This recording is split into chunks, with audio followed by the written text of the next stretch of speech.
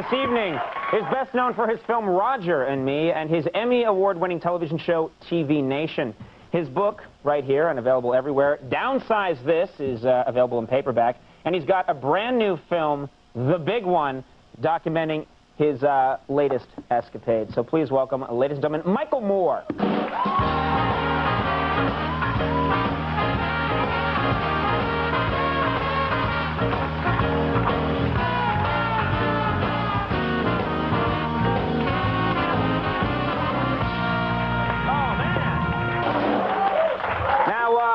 First of all, thanks very much for coming. And right off the bat, my producer came out here during the break and said, you've got some good news you want to share with everyone tonight.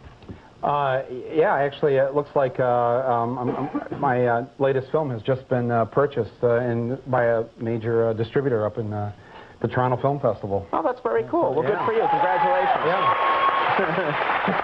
We're not like, you know, on other shows like Leno and Letterman, people come on and say, my film just grossed $100 million. Right. We have people come on and go, I found a distributor. I found someone to show this thing. Slight difference here, yeah. But tell us... Well, you go to the film festival and you show your film, and then all the, you know, major studios and minor studios, whatever, if they like the film, try to get it from you. Right. And so what happened? They saw your film and... They saw it, and they said, we'd like to show it. That's it. You made that really sound dramatic. I would like to, yeah, okay. No, actually, it was funny because we were up in Toronto last night, and before the credits were over, these guys were like grabbing me and taking me out in the hallway. Yeah, we want to cut a deal. Come on, Mike. Yeah, come on. You know, it's like, but it had nothing to do with the movie. No. I don't know what the hell was going on. The big crack cocaine problem in the film festival. Yeah, there's lots going to get edited out of this show tonight. Tell us about this film, because it's interesting. None of the first act will be on this show. You realize that? That's right. Yeah. No, we're just going to show an old Herbie the Love Bug for the first part. No, the new film is it's about. I went on a trip across America to see if it was true that we're going through some big economic recovery. Because the White House and the media says we're doing really great now. Everybody's got a lot of money, and Wall Street's having a new record every week. And so I took this trip across the country with my camera crew, and we found out, well, maybe that's not entirely true, and that in fact most people are working longer hours for less pay. Less benefits, less job security, and I'm not just talking about the people here at NBC, but and I think you just made my crew very happy. By the way. Well, they know what I'm talking about. Yeah, and there's a clip here you've brought, but you should set this up and tell us what this is about. Yeah, this is. I found out as I was traveling across the country that there's a new labor trend, that corporations have figured out a way to get rid of a lot of employees, but yet find new people, sort of better people, that will help them actually make a bigger profit. So maybe that's all I should say, and we should just let's roll this clip from the film. Take a look. That's true.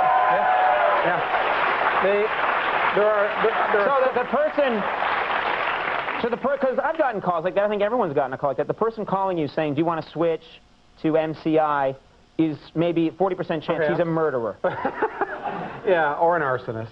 And, I'll take the arsonist. Well, especially because he knows where you live, if you call TWA at certain times of the day, the 1-800 number, you're getting an inmate in Ventura, California, who is sending you to the Bahamas, and he can't even walk outside. Are these the people that you give your credit card number to and everything? No, these would be the same people. Right. You're kidding? No. You're absolutely. You're not kidding. Spalding has packaged their golf balls in Hawaii. Microsoft packages software in Washington State. There are so many companies doing this now. In prisons in Washington State. In prisons.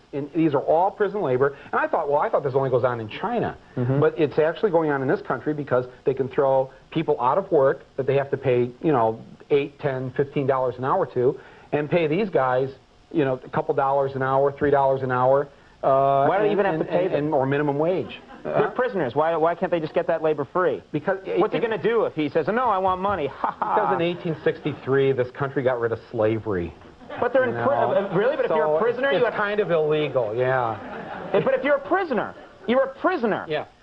If you're making license plates or doing something for the public good, for the state, right? That's a different thing. But these are corporations private companies using prisoners to help essentially enhance their profit while they throw other people out of work. I love this. I'm trying to think of a way to make the corporation a little more money. That's what I'm trying to do right now. Why do they have to pay them at all? Yeah, I've got to crack this somehow. Just think of and help that large multinational corporation increase its profits. Just think of what you could do here on your show. I mean, you know, like you could get rid of all the cameramen and go over to Rahway State Prison and, you know. No, we have some from there now.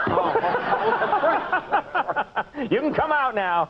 I also want to thank you for that. You mentioned us in Downsize This. It's I guess the second printing of the book, and you mentioned us in it, which was very nice. In the paperback, which has just come out. And I just found actually today it's in its 5th printing, and it's only been out a week. So I think the addition of you in the book is really. Thank you. Yeah. Thank you. No, he means that too.